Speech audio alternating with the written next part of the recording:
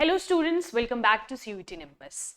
इस वीडियो में हम लोग डिस्कस करने वाले हैं सीयूईटी सिलेबस 2026। तो जितने भी बच्चे 11th या 12th स्टैंडर्ड में आप पढ़ रहे हो या फिर आपने 12th के बाद अभी 2025 का एग्जाम दिया फॉर सीयूईटी और आपको लग रहा है कि आप इतना अच्छा स्कोर एक्सपेक्ट नहीं कर रहे हो, तो आप लोगों को मेक श्योर करना है कि 2026 की अगर आप तैयारी कर रहे हो, है ना, तो आपको अभी से शुरू करना है because it's a long journey. क्योंकि जब ये एग्जाम आएगा उस टाइम पे आपके बोर्ड एग्जाम्स भी साथ में होंगे, तो उस टाइम पे आपको दोनों को मैनेज करना बहुत मुश्किल हो जाता है। तो मेक श्योर आप अभी से एक स्ट्रैटेजी बना के चले कि कैसे आपको प्रिपेयर करना है, प्लस द क्या सिलेबस है और क्या एग्जाम पैटर्न रहता है। इस वीडियो के अलावा 2026 के लिए, सीयूईटी 2026 के लिए काफ़ी इंपॉर्टेंट वीडियोस हमारे चैनल पे आपको मिलेगी, जैसे कि व्हाट इज सीयूईटी, है ना। बेसिक से हमने स्टार्ट किया है, बिल्कुल बेसिक से। तो जिन बच्चों को कोई भी आइडिया नहीं है इसका कि व्हाट इज सीयूईटी, क्या इसका एग्जाम है, कैसे होगा, कौन कंडक्ट करता है, तो इसकी पूरी वीडियोस आपको हमारे चैनल पर मिलेगी। तो मेक श्योर आप हमारे चैनल को सब्सक्राइब करें। दूसरा, वीडियोस सेक्शन में जाके आपको सारी की सारी वीडियोस देखनी है फॉर सीयूईटी 2026, जैसे कि व्हाट इज सीयूईटी, इसका एग्जाम पैटर्न क्या है, सिलेबस क्या है, सब्जेक्ट्स क्या क्या रहते हैं, और अगर कुछ अलग सब्जेक्ट्स हैं क्या ड्यूरेशन रहता है इसके एग्जाम का, है ना। ये सारी चीज़ें कि मोड क्या है, कंप्यूटर बेस्ड है या फिर ओएमआर में आपको देना होता है, तो ये सारी चीज़ें आपको मिल जाएगी, कंप्लीट इन्फॉर्मेशन। तो मेक श्योर चैनल को सब्सक्राइब करें। सो सीयूईटी सिलेबस 2026, और इसमें हम लोग स्पेसिफिकली बात करेंगे इकोनॉमिक्स की।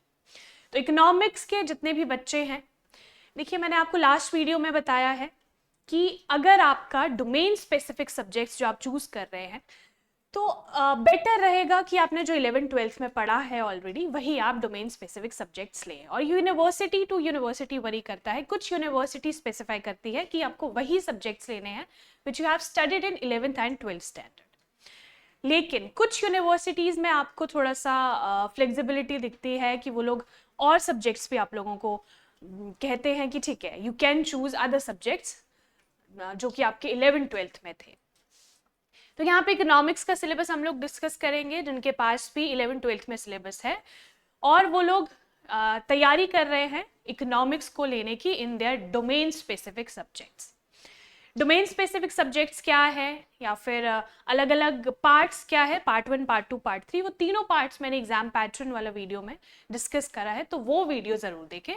मैं लिंक में उसका जो लिंक है डिस्क्रिप्शन बॉक्स में भी डाल दूँगी। तो चलिए शुरू करते हैं, छोटा सा वीडियो रहने वाला है, फटाफट से स्टार्ट करते हैं। सबसे पहले आता है माइक्रो इकोनॉमिक्स। तो इकोनॉमिक्स का जो सिलेबस है वो 3 पार्ट्स में डिवाइडेड है basically, that is micro, macro and the Indian economy. तो माइक्रो के अंदर कितने इंपॉर्टेंट टॉपिक्स है जो कि आपको पढ़ने हैं। First one is consumer behaviour and demand. तो जितने भी बच्चों ने पढ़ा है उनको पता होगा what is consumer behaviour, what is demand, but आपको क्या पता नहीं होता है, that is how to solve the MCQs of these important topics, है ना। इन टॉपिक्स के एमसीक्यूज कैसे सॉल्व करने हैं वो आपको नहीं पता है। आप इसके बारे में काफी सारा बड़ा आंसर लिख लोगे, है ना, शॉर्ट आंसर, लॉन्ग आंसर आपको बोलो तो आप लिख लोगे, but MCQs are important and your CUET is completely MCQs based.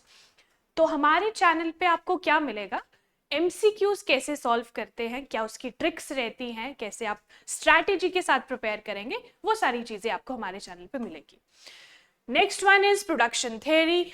So production function, cost and the returns to scale. तो आपको आइडिया होगा प्रोडक्शन थ्योरी के बारे में कि प्रोडक्शन फंक्शन क्या होता है, क्या कॉस्ट रहती है and what are the returns to scale, है ना। ये सारी चीजें भी हम लोग डिस्कस करेंगे। Then market structures and the price determination, कैसे प्राइस डिटरमाइन होता है, मार्केट का क्या स्ट्रक्चर्स है, कितनी तरह की मार्केट्स रहती है, ये सारी चीज़ें, और इसके एमसीक्यूज कैसे कैसे एमसीक्यूज आपसे पूछे जा सकते हैं, एक्सपेक्टेड एमसीक्यूज क्या है, वो सारी चीज़ें हम लोग देखेंगे। And the consumer surplus. तो माइक्रो इकोनॉमिक्स के ये मेजर टॉपिक्स हैं और सीयूईटी 2026 के हिसाब से मैंने ये सारे टॉपिक्स लेकर आई हूँ। तो मेक श्योर आप इसे या तो नोट डाउन कर लो या फिर वीडियो को सेव कर लो या फिर स्क्रीनशॉट ले लो, है ना।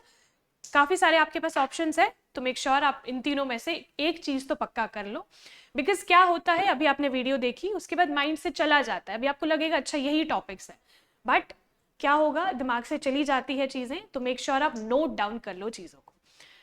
सो माइक्रो इकोनॉमिक्स के आपने टॉपिक्स देख लिए majorly, consumer behaviour demand, production theory, market structure and consumer surplus. Then comes macro economics. So macro में आपको डिफरेंस पता होगा, होपफुली आप पढ़ रहे हो तो श्योरली आपको पता होगा. सो मैक्रो इकोनॉमिक्स के कुछ important topics like national income accounting. So पहली चीज आपको नेशनल इनकम पता होनी चाहिए and how to account national income, है ना, कैसे डिटरमाइन की जाती है नेशनल इनकम, वो सारे के सारे मेथड्स, जैसे कि income and output determination, aggregate demand, supply, Keynesian and classical theories. तो अलग अलग थेरीज हैं. कीन्जियन थेरी क्या है वो आपको पता होना चाहिए. Then income and output determination, है ना, आपकी इनकम और आउटपुट कैसे डिटरमाइन होगी ऑन द स्केल, वो सारी चीजें आपको पता होनी चाहिए. बिकॉज क्या होता है, स्केल बनाने को ऑब्वियसली आपको नहीं आएगा, बट स्केल्स यूज होते हैं इन योर एमसीक्यूज, है ना. कैसे ऐसा कोई सवाल आपसे पूछा जाएगा कि आपको टेस्ट किया जाएगा कि आपको स्केल एक्चुअल में पता भी है कि नहीं, है ना. एक्स एक्सेस, वाई एक्सेस, ये सारी चीजें आती है. Then money and banking, very important. Money supply, demand for money and the role of banks, very important. ये टॉपिक्स ना बहुत छोटे आपको यहाँ पे लगेंगे, बट इन डीप काफी इंपॉर्टेंट चीजें इसके अंदर होती है जो कि हमें डेप्थ से पढ़नी होती है. Excuse me. मैं एट द एंड आपको सोर्स भी बताऊंगी कि क्या कैसे आप शुरू कर सकते हो तैयारी, है ना. So government budget and fiscal policy. So fiscal policy is very important. आपको पता है फिस्कल पॉलिसी, मॉनिटरी पॉलिसी क्या डिफरेंस है, क्या ये कहाँ यूज होती है, गवर्नमेंट कौन सी पॉलिसी यूज करता है, देन मॉनिटरी पॉलिसी कौन यूज करता है ना. जैसे कि मॉनिटरी पॉलिसी आरबीआई के अंदर आता है, that is Reserve Bank of India. तो ऐसी इंपॉर्टेंट चीजें आपको आपसे पूछी जाती है. Then balance of payments, that is BOP. ठीक है, बीओपी, बैलेंस ऑफ पेमेंट्स आपको पता होना चाहिए. ट्रेड रिलेटेड चीजें हैं ये, है ना, कि ट्रेड होता है दो कंट्रीज के बीच में. देन बैलेंस ऑफ पेमेंट्स आप देखते हो. तो ये सारी चीजें इंपॉर्टेंट है जो कि आपको you must no in depth, है ना. क्या है आपको आपकी ग्रेजुएशन में जिस भी कॉलेज को आप टारगेट कर रहे हो वहां पे आपको ये सारी चीजें पढ़नी है. तो इन डेप्थ आपको पता होना चाहिए फॉर सीयूटी, है ना, for specifically for domain specific subjects. तो ये डोमेन का ही एक सब्जेक्ट है, तो ध्यान रखिएगा. Then inflation and deflation. Inflation और डिफ्लेशन के बीच में आपको डिफरेंस पता होना चाहिए. What is inflation and what is deflation. Inflation के कुछ फैक्टर्स होते हैं, क्या डिटरमाइन करते हैं. प्राइस अगर बढ़ेगा या फिर डिमांड बढ़ेगी, मनी सप्लाई बढ़ेगा, तो इन्फ्लेशन पे क्या इफेक्ट होगा, है ना. ये सारी चीजें कोरिलेटेड रहती है. सो इकोनॉमिक्स ऐसी चीज नहीं है कि आपने एक चीज पढ़ ली फिर दूसरी चीज उससे रिलेट नहीं करती, ऐसा नहीं है. सारी चीजें इंटर रिलेटेड रहती है. एक आप चीज पढ़ोगे वहां से कोई और चीज आपको पता चली कि अच्छा इसका इफेक्ट इस पे भी है, फिर इसका एक बैकवर्ड इफेक्ट हो सकता है, फॉरवर्ड इफेक्ट हो सकता है ना. तो ये सारी चीजें इंपॉर्टेंट रहती है. इन्फ्लेशन डिफ्लेशन आपको पता होना चाहिए. देन स्टैगफ्लेशन भी होती है, कुछ ऐसी टर्म्स रहती है. स्टैग्नेशन होता है ना. ये इंपॉर्टेंट टर्म्स है, आपको वो सारी टर्म्स पता होनी चाहिए. What do these terms means. Then comes the Indian economy. So Indian economy के बारे में हम लोग बात करेंगे.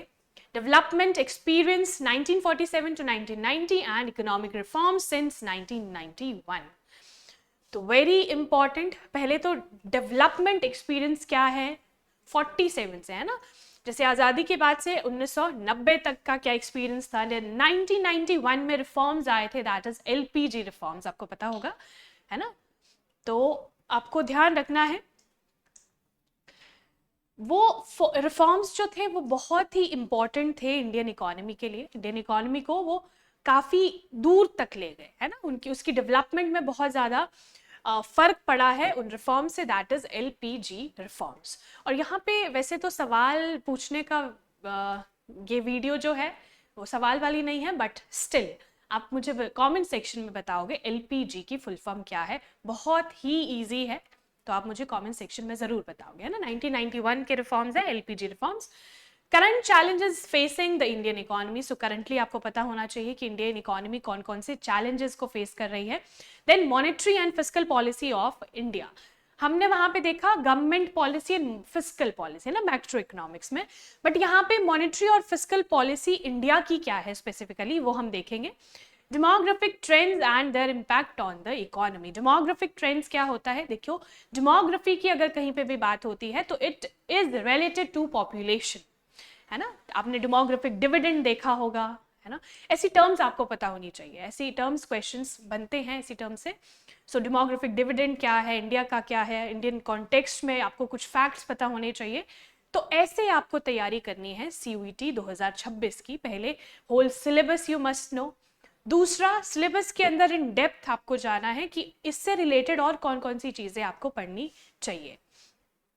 तो इसके लिए देखिए, बेसिकली आपको 11th-12th की NCERTs पढ़नी है, और हमारे चैनल पे जितने भी इम्पॉर्टेंट अपडेट्स आते हैं, जितने भी इम्पॉर्टेंट लाइव सेशंस रहते हैं, वो आपको अटेंड ज़रूर करने हैं। और कमेंट सेक्शन में आप मुझे बता सकते हो कि किस सिलेबस का या फिर किस इम्पॉर्टेंट डोमेन स्पेसिफिक सब्जेक्ट का आपको सिलेबस एक्सप्लेनेशन चाहिए, ठीक है। ये इकोनॉमिक्स का है, वैसे for GAT that is general aptitude test, वो भी मैं लेकर आऊँगी। देन इंग्लिश का सिलेबस या फिर लैंग्वेजेस का, डिफरेंट लैंग्वेजेस का भी मैं सिलेबस आपके लिए लेकर आऊँगी। सो आपको अदर देन दीज टू, है ना, लैंग्वेज और गैट के अलावा आपको मुझे बताना है कि किस डोमेन स्पेसिफिक सब्जेक्ट का आपको डिटेल सिलेबस चाहिए। तो थैंक यू सो मच। उसके अलावा अगर आपको कंप्लीट प्रिपरेशन स्ट्रैटेजी के साथ एक चलना है फॉर CUET 2026, तो मेक श्योर हमारे चैनल को सब्सक्राइब करें और कमेंट सेक्शन में ज़रूर आप सजेस्ट करें कि किस इंपॉर्टेंट टॉपिक पे आपको नेक्स्ट वीडियो चाहिए।